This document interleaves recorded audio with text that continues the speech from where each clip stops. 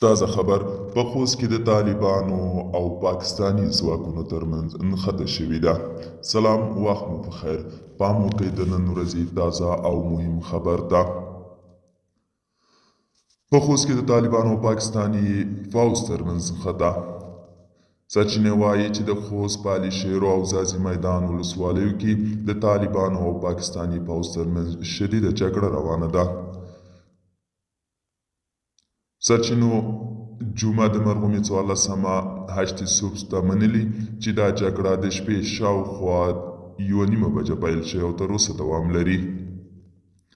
سرچینو زیاته کړې چې د دې سیمو اوسیدونکي د پاکستاني پوځ د هاوان مرمیو د ویرې له امله د خپلو کورونو پرېښودلو ته اړ شوي دي.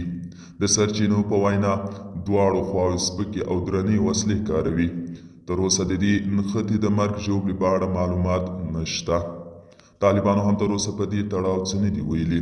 د یادونې ده چې تېره اونۍ د پاکستاني جیټ الوتکو د پکتیکا برمل ولسوالۍ بمبار کړی و. له دې پیښې وروسته طالبانو له خوست او پکتیا ولایتونو څخه د پاکستان پر سرحدي پوستو بریدونه پیل کړل. په دې وروستیو کې د پاکستان او طالبانو ترمنځ کړکېچ زور اخیسته دی. دوستانو، دا و د نن ورځې چمتو کلی خبر. تر بیا په الله سپارم.